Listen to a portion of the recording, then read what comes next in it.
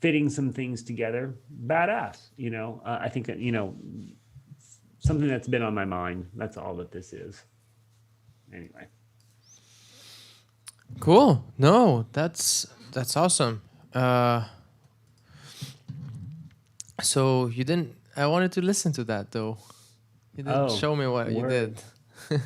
I made you. I write as I made you the host. You hadn't listened to it yet. I think you might have heard it. This is the well. Actually, I did add some to it. Shit, make me the host again. My bad, dude. We're going live, by Oh, the way. oh, are we? Oh shit. Yeah, we're live. Oh, we are live or we're going live. We have been for 20 seconds. Oh, okay. Well, at least it's just for 20 seconds. Yeah, 20 seconds, not more. So yeah, I called this an Ableton Experience 29, number 29, recording loops. Yeah, yeah, yeah. So, I mean, let me go back and recap because he pushed us live here, but I wasn't aware that we were going live. Here we are.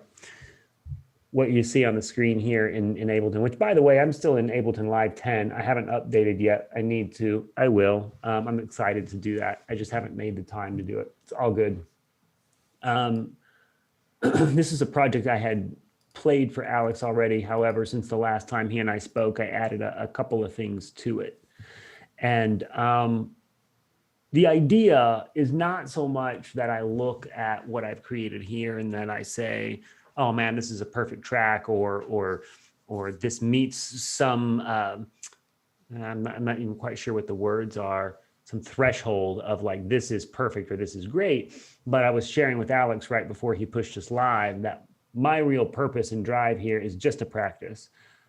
Just to take something where, okay, yeah, I know how to do that, or I've practiced on that before, but let me practice again and let me put it together. One of the biggest things I have to work on as a guitar player is it's not just rhythm or how to play rhythm guitar, but it's consistently playing anything with a consistent beat and rhythm. I play on my own so much that it's really easy to just get an ebb and a flow with how fast or how slow I might be playing something. And while that natural cadence can be really musical and really meaningful and really expressive, if you're going to put something together and layer in a bunch of other pieces, for me, I've found one of those key building blocks, we've talked about it on these Ableton experience sessions, is what's the beat, what's the rhythm, and getting conscious of that and getting specific and intentional with that. So I put this together and you wanted to hear it. I got to make sure this is going to come through Zoom. Where do I do that? I do that over here in preferences. Is that right? Yeah. The Make output. sure this is going to go. There we go. Sweet. All right. Well, you want to just hear the whole thing? Yeah. Show me around. Show me what you have. Yeah. All right. I will. So they're all loops. Actually, you know what? Instead of showing you that, let me go back to session view and show you how I put it all together. Why isn't that playing? Can you hear that? No, I can't hear it right now. Why not? I think it's because you're not sharing your audio. So if you stop sharing your screen and click on share screen again, but make sure to check the box that says share audios. Thank you. Let's restart that over. So I'm curious, Alex, do you want me to narrate what I'm doing here? I love that. Okay. I love that. This is, I think, for anybody who's new to Ableton experience, the idea of me narrating this to Alex is that Alex has been teaching me a couple things here and there with Ableton. I'm the student, right? Oh, if I am able to verbalize and iterate back to Alex some of what I'm up to. So if some of this sounds very, very basic or simple, it's because I'm kind of at a basic place with all this stuff. So what I've got is I have a loop at the beginning, 105 BPM.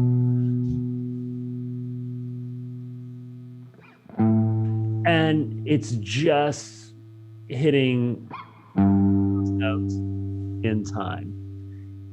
And then I can add these other loops as it gets close to the end there, and layer in that next loop. But once again, very simple, very basic, which for me is actually a little bit harder to just add some basic or simple things because I feel like I have to hold myself back to get it to line up. By all means, to what I had to do.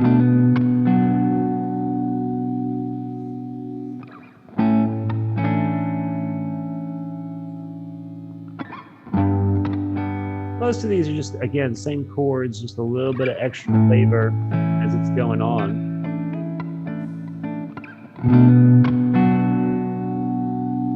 It starts to get a chorus effect, more voices.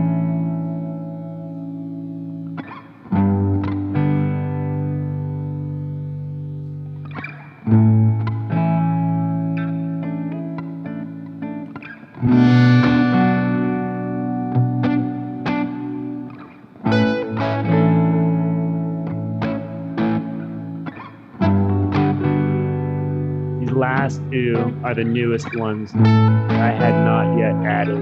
Here they go.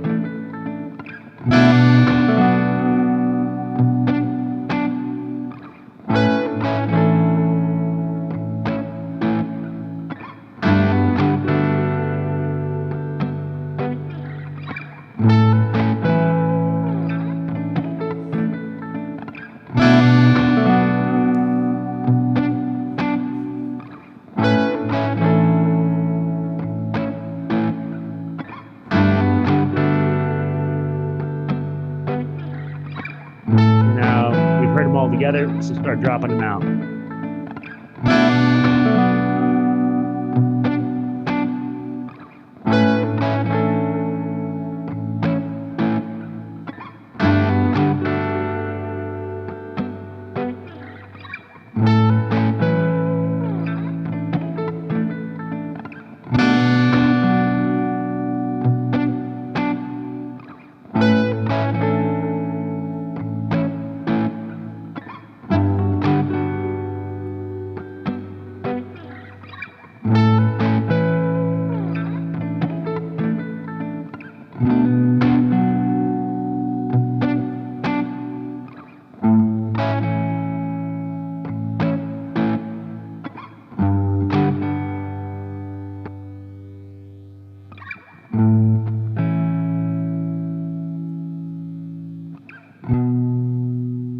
Wrap it up with the beat.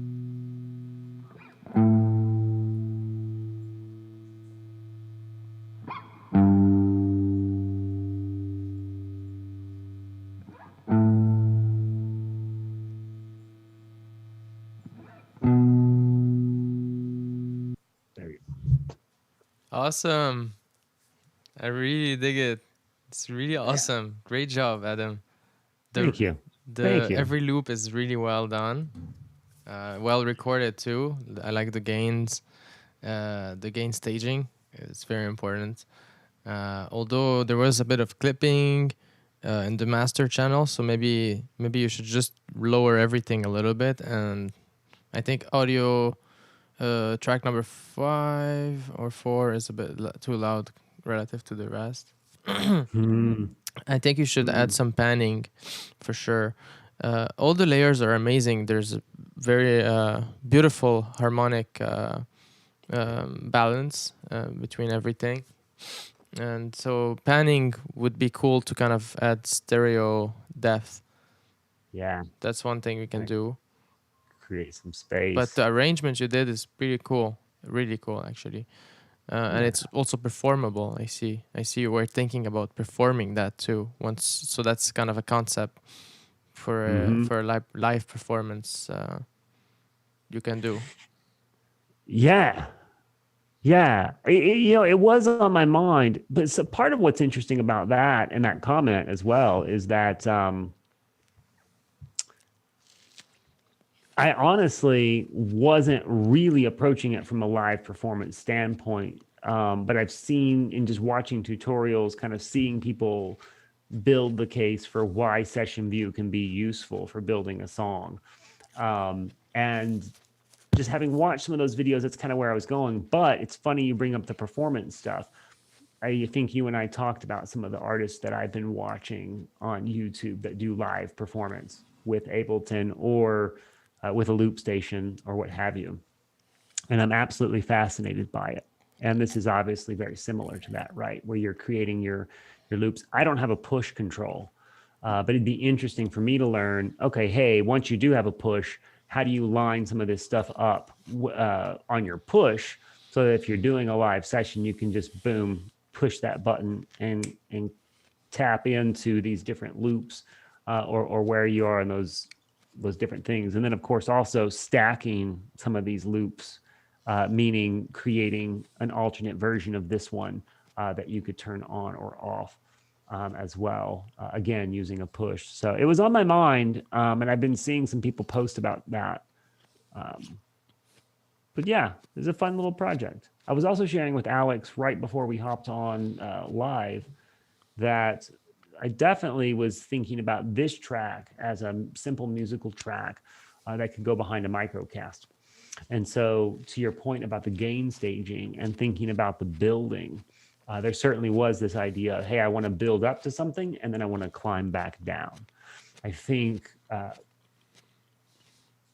can't remember if it was, I think it was the last time we touched base, I had posted a link up there at the top to a blog post from Gabe, the bass player. And that post that I had posted up there, here it is right here. There aren't any decrescendo songs. You don't hear a hit that starts really, really loud and it just gets smaller and smaller from the get-go. You typically have a build up. But one of the things I liked about this prompt and about the blog post, by the way, for those of you watching, go check it out, Gabe the bass player, and you can find his recent post called Decrescendo Songs. I actually think it's interesting to just think about the decrescendo. And part of what I like about building a track using this method that we just talked about, where you've got the different loops, you can turn one on at a time and build the whole story, package them all together, and it's kind of all in one symphony and it's all voiced that way. But then you can start to pull those layers back, right? And you can get that natural decrescendo just through the building blocks of the song itself. And the reason I like this idea for a microcast is the idea that if you have a message to share, is that you can start with that quiet, almost whisper, but you begin to hear the structure. And then all of a sudden the message starts to build momentum. And you have those gain stage settings where you're leveling up, you're pushing it up, and then you get to that part of the story where it's all engaged. And then you come back to the space that you're in, little by little. You layer down and you decrescendo. Having posted that last time we talked, and then thinking about what I was doing here with this track, all of that kind of came together for me to sort of point me in this direction of, an arrangement that kind of tapers off. So That's beautiful. Adam. Yeah. Word. Wow, I never thought about this idea of crescendo and that you don't start usually everything together and then decrescendo. That's really interesting to me. I'm thinking about that now, and I'm remembering a scene. When you're in a movie and like it's a very chill moment, like right now you're drinking water and I'm talking to you, and then suddenly you see a war scene. Like, how do they shift the sound? They kind of add like a boom and then boom. Now we're like, poof, and then you have all the violins and the strikes and drums and so many different things are starting to happen. And then there's like one super loud trumpet, maybe that will be the lead, that will come in and kind of take you even higher, and like it will even crescendo from there, even though it already started like loud and pretty full. But that was kind of the ground at that level. And then it always crescendos. Why would it go less? Like, you're in a war scene. It's only when the war ends that now we start to decrescendo, and it's kind of like a break in a trance music. Yeah, absolutely. It's used in those situations that you were just talking through, and obviously as you start to think about it, in so many other places where you see a decrescendo of sound adding to the experience, adding to just the way that things, I don't know, get expressed or communicated, that the decrescendo matters. That's interesting. I love, again, I know I already said it, but I'll say it again, for anybody watching. Check out Gabe the bass player. He's got some amazing content about music in general and being a musician. But this one on decrescendo songs, I actually ended up emailing him after reading that post, just because I liked that post so much. And I think, Alex, you and I talked about a track called "Don't Wake Me" by the Family Crest, and I mentioned that song to him. First of all, if we read Gabe's post over here, you can see that it really talks. This is really all about, think about how you build up to something, because that's where you find all of this magic. Well, "Don't Wake Me" certainly proves Gabe's point, because that song is all about the crescendo. But once that song builds up to its big climax that's beautiful and just expressive, and you can just feel the momentum layer on, and you can feel that it pulls you along to turn the volume up. And then as it hits that, it comes back down, and there's this decrescendo.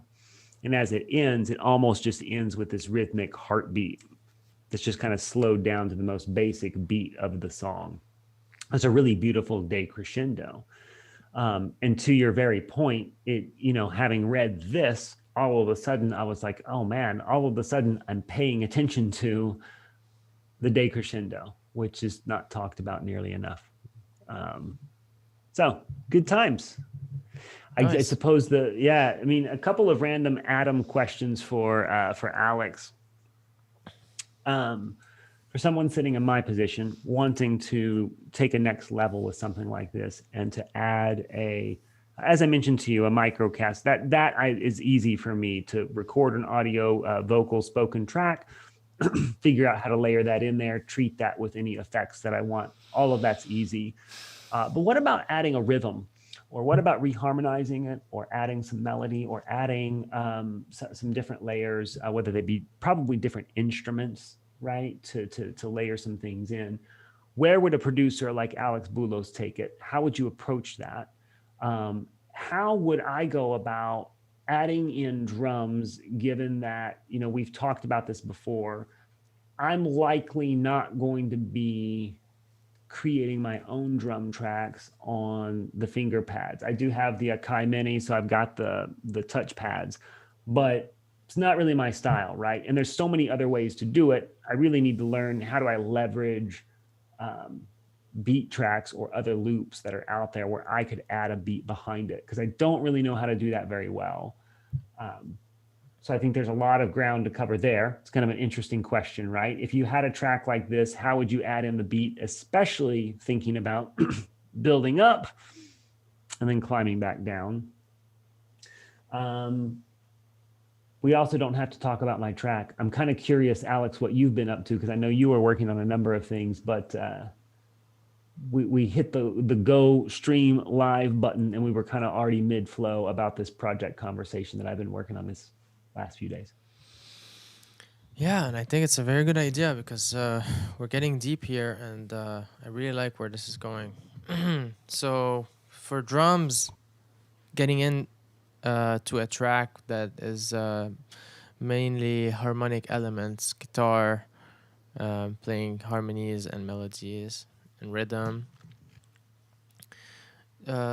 which is an element that is shared with drums, rhythm. But drums can also be melodious and a bit harmonious. If you have toms that are tuned to specific notes, for example, the tom could be the bass. It could be playing something that serves as a bass. There's multiple ways of doing the same thing in music. You can do, um, you can loop drums the way you loop your guitar by creating one sound at a time. And you can do that with an Akai, or you can do that with a piano. You can do that with your mouth now with new plugin technologies out there. Even in Ableton Max for Live, which is available for Ableton Live suite users, uh, which you are, it seems, because you have Max for Live under MIDI effects. Mm-hmm. You can create your own plugins in Ableton, your own instruments, your own devices. But you can also download third-party plugins. And drums in Ableton is its own category, and it uses mainly one instrument.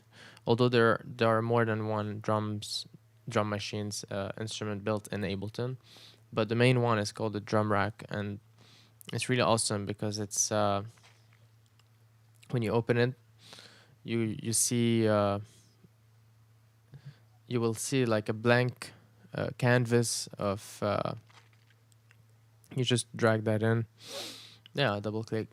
You see a canvas that is empty, which you can see 16 cells at a time in front of you that you can fill with any sound, and it will become something that you can trigger uh, with a drum machine or your piano. And you can see also the name of the note if it's a piano note, so that you know which piano note to hit, so that you activate this sound. And so really you can go now and find some samples, some sounds. So if you downloaded a sample pack specifically for drums, maybe you would categorize all your drum samples, all your loops. You can also put loops in there in the drum rack, and they can be you can have a combination of one-shot samples and loops. So you can shoot a kick and a snare, boom, boom, pah, and you can also have a loop that is kind of like a siren or a longer sound noise that keeps on going or something. You can, yeah, there's so many things you can do with that. It's very deep, but it all boils down to what kind of drums do you want to lay down. And if you listen to your track and you close your eyes and you imagine, you start to hear certain sounds and you start to have an idea on what you're looking for. At that point, if you know how to find those sounds, then you're done. You're good. Good to go. So if you're someone who needs to imagine that and feel the drums, then that's how you go about it. But some people are more structured and analytical about how they lay out the drums. Say they will think, oh, what's my style? What's my genre? Let's listen to music of that genre and think about the drums and critically listen to what drum elements we have, what types of elements you hear. You know, tambourine, cowbells. Noise, sine waves, falls, explosions, gunshots, whatever comes up. It can even be vocal chops, things like "hey," "yo," or like sounds like that. Mm-hmm. Yeah. So yeah, when you in the browser, every kit in Ableton comes with a loop that you can hear kind of all of the elements into. So it gives you an idea of what sounds you can use. Mm-hmm. How do I load the 808 core kit into my drum rack though? Into the How do I current one, load you it just down here? drop it over the device name. So Like that? No. you drop it into that track. If you drop it in the track, it's gonna replace the current instrument. So I'm tapping. So I can dig it. I totally follow along. I really do. And this is a good reminder because you've showed this to me before. However, I want to go ahead and forge ahead, unless you just absolutely say don't do this. But I want to find a couple different pre-built drum rack loops, and I want to create a couple of different layers here that I can turn on and off, much the same way that I was already performing the the other guitar layers where I was turning them on one at a time. Well, maybe being able to turn on some of the different beats or swap, or maybe it just all goes in different. What are these different layers called right here? Are these different slots? Different. Clip slots or Yeah, clip. clip. Yeah, it Yeah, says clip It- slot. it- exactly. So like if I if I find some pre-built loops where it's got a nice kick with a tapping on the hi-hat closed, right? Just a nice, simple beat. But then go up one layer from that where it's that same beat, but now you add, just one extra thing, whatever that might be, right? So that as I'm performing, as I'm adding these layers in, I can come over here to the drum side each time and kind of say, okay, now switch it up to that other beat, right? Or switch it up to that one that's got a bit more, or switch it up to that one that's got even more, and then once again climb back down. And I can imagine if you've got a push controller in front of you and you've got everything assigned the way you want on your push, it becomes pretty easy to do two of those things simultaneously. For me, I would kind of have to learn that magic if I'm using the mouse, or I guess I could use my touchpad down here. But to figure out how I can enable and switch on some of the different things, get that different drum clip slot playing, to be able to match it. The reason I just bring this up, right, and I don't mean to digress too much, but what Alex just showed me, being able to tap it out, I get it, but I've tried it before and I'm just sloppy enough, which definitely means I need to practice more. So that's a fair point. But I almost prefer to just go find a loop that I can rely on, where I can just say, look, I need that loop, and then I can set that loop over here to 105 BPM to match what I've already got. Okay. Yeah. Yeah. So So you asked let's summarize, I guess, your question in one sentence. How do I find a loop that uses the 808 core kit? Okay. If you go to clips and you see clips on the plugins. Yeah. Maybe you can find here some loops. But what you're really looking for is a MIDI file.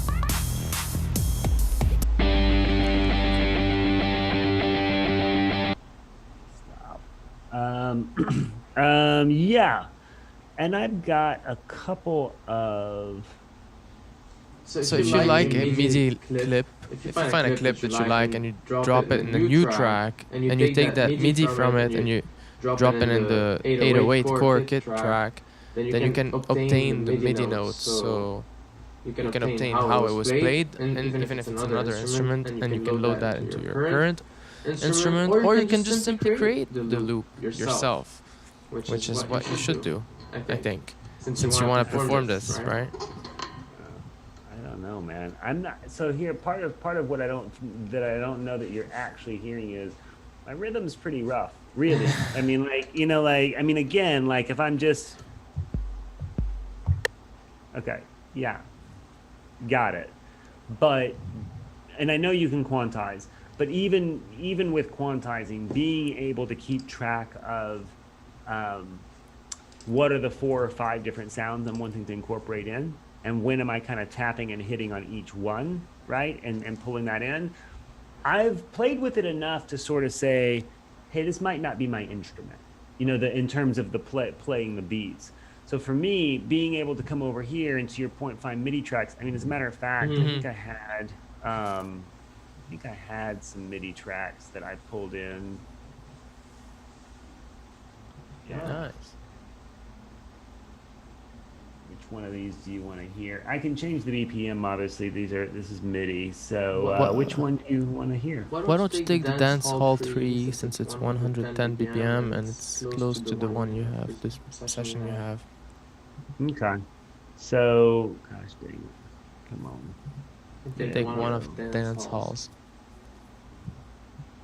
I think it would be nice. I don't know. We'll see. We will.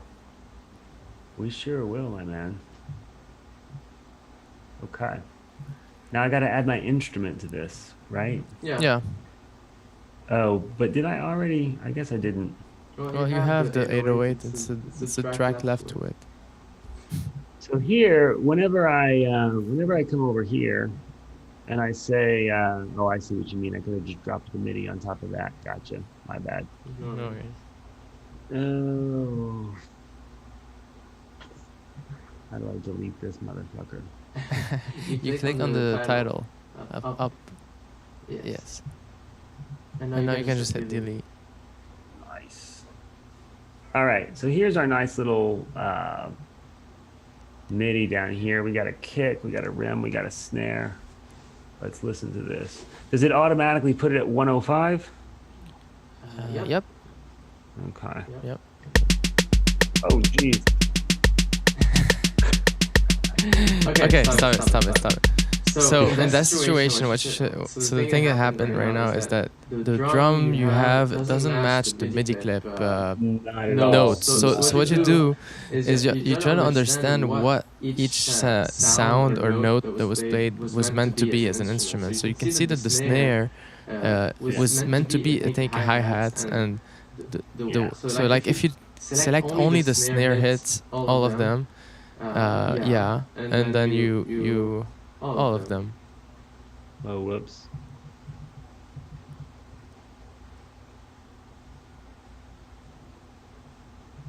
Nice. And now you can either with your mouse or with your arrows move it up to the hi-hat. And now play that. See what it is.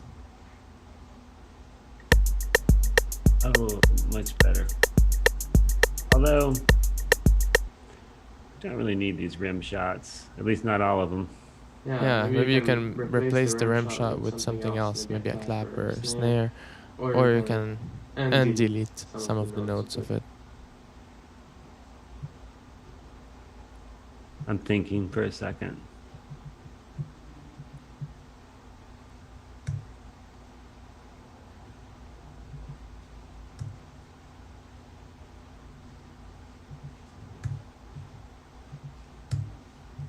Just give me a second.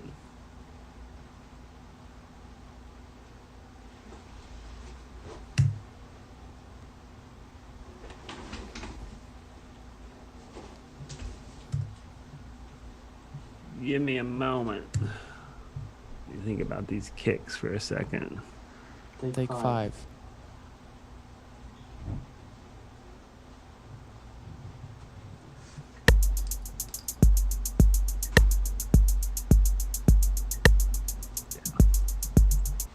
All right.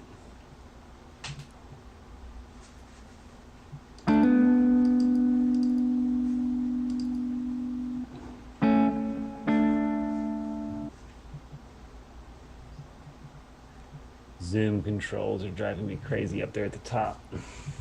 Whoops.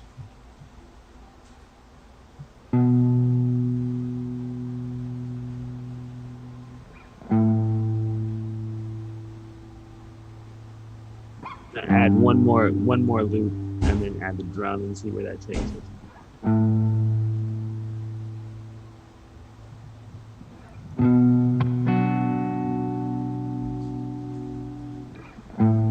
I think it's gonna feel like a little much just compared to the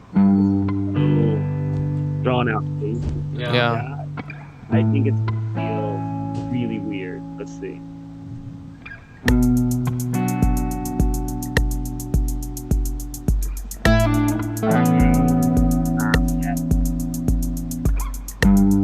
Open the MIDI clip and work on the MIDI. Try to delete some of the kicks. On the drums? Yeah, the drums. There's too many kicks. You gotta reduce the kicks.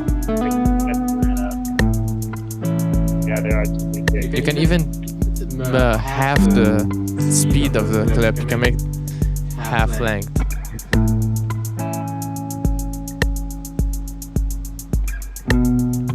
Yeah, I like that you removed some of the kicks.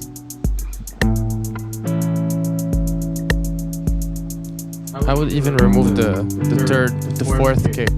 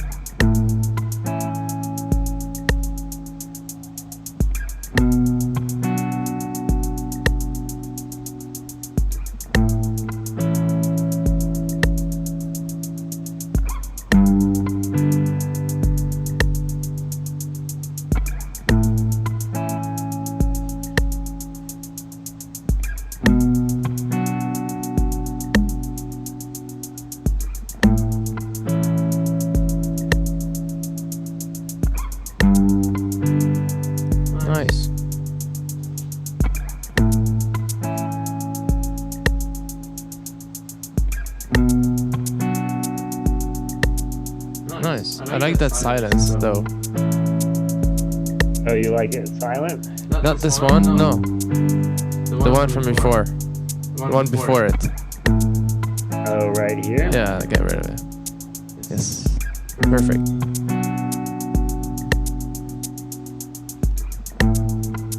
Interesting.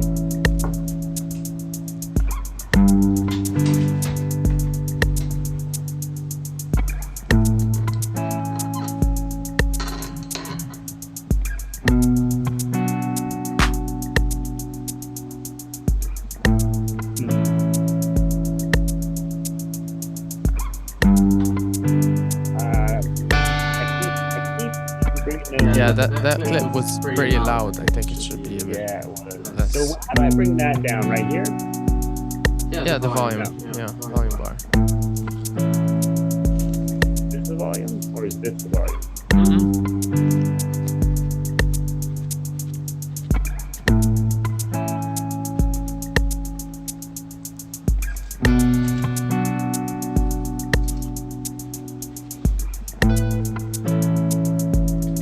Much better.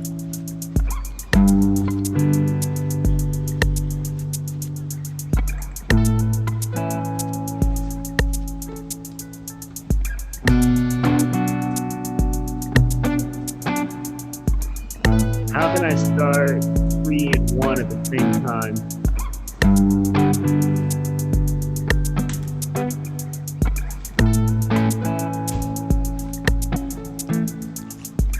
What are you trying to do? Got it.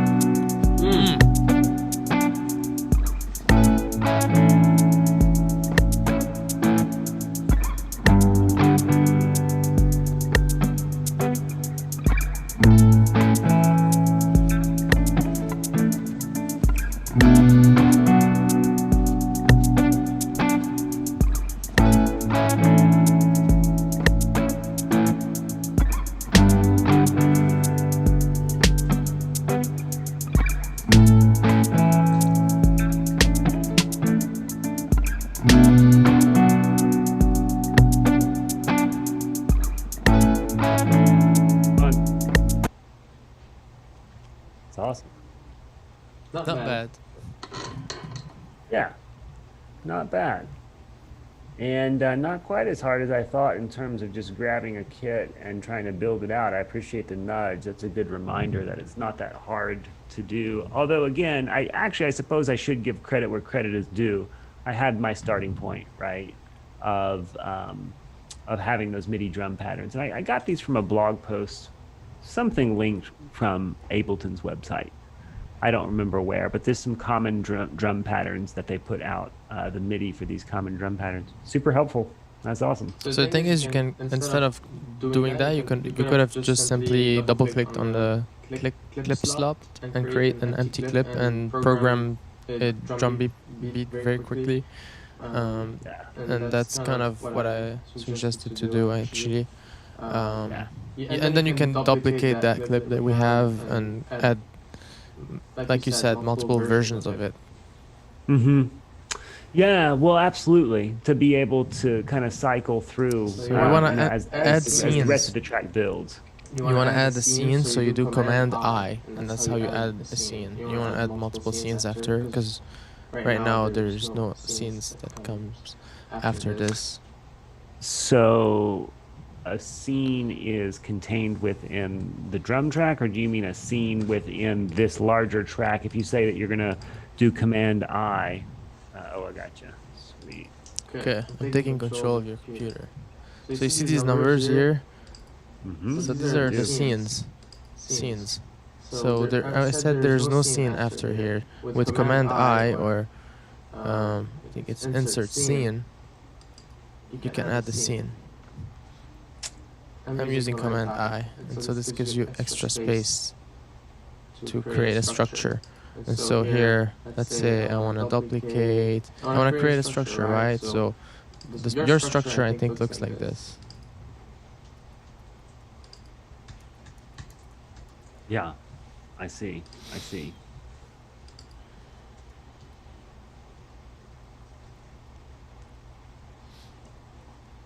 it's like or like maybe the opposite of that. because Right. so like yeah, it should be I think that oh yeah, and I know it's supposed to be. This one should always happen after because it's the first loop. But this one only comes in the second scene. This one comes in the third scene. This one here. Mm-hmm. I see. And so then whenever you're playing, when you play those scenes on the master over there, it's just following along from left to right. Is that right? Yeah. Like okay, let's say the beats here, and I create multiple versions of it. This one should be the intro, so maybe the intro will be just the kick by itself. Mm-hmm.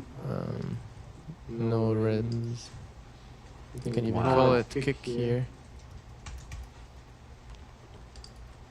If you click on any clip and you command R, then you can rename it. So hi-hats, I don't know. Hi-hats will be like just those. This is just an example here, proof of concept. So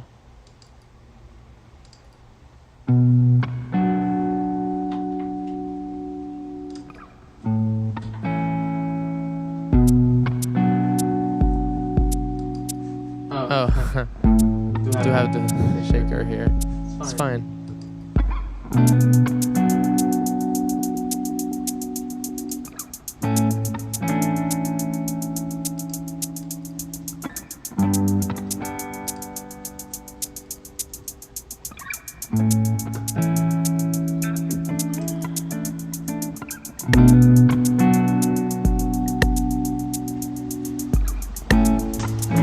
Yeah, you get the point. Yeah, I had not picked up on that master. Well, so, man, yeah, a couple light bulbs clicking for me about why in this particular view, for example, you have your send A and send B, your reverb and your delay, which, as you've explained to me, you can put more sends channels there, right? But why they would be laid out in session view, and the fact that you could even kind of turn up your sends over there on, you know, like which ones might go to reverb. Anyway, it's some light bulbs clicking for me to see it in that view. I hadn't really understood master. So when you're doing a live performance with your push, you're then programming your push to be connected to that master column, and that's where you are. Is that kind of how you? I mean, I don't know. I'm thinking out loud. Yep. You're right. The push looks exactly like this interface you have, and these become knobs on the bush that are on the top of the bush, and you can change the volumes like that. And if you hit shift, then that volume becomes, I think, panning, or if you know, like something like that. I forgot. I haven't used the push for a while. Yeah. I think it's because anyway, so yeah, like you don't. It's not just the push though. You can use an APC 40 MK2, which is my second favorite Ableton controller. It's just very portable and easy to set up and use and understand, and really fun. Although you can't delete clips, which is annoying, but you can use your mouse to delete the clip. You know, like you look at your computer, that's how you delete. But with the APC, you can just create loops and loop them, but you can't delete the loops, which I find ridiculous. That's interesting. Dude, well, this has been awesome. We're going to need to wrap up live here shortly. Always good to hop on. Always good to learn from Alex, and always good to have folks join. I don't know if people were joining tonight. I wasn't trying to keep my tabs on it, but thank you to you and everyone who might have been out there or who sees this later. We'll certainly have to check in and see if I can add my microcast layer to this. But I've definitely gotten a nice little small level up here on a next step for adding a beat to something that I might do. So yeah, we have some streamers. We had some streamers. There were 18 people who joined at some point, and 3 at a time was the biggest number, which is awesome. It's I think it's going in a good direction, but no pressure. Sam was here. That was cool. He commented, said, "Nice, that's awesome, guys." Oh, that's awesome. I love working with Sam. Dude, wrap up streaming so we can say a few words. Y'all take care to everyone who's watching out there. Are we off streaming?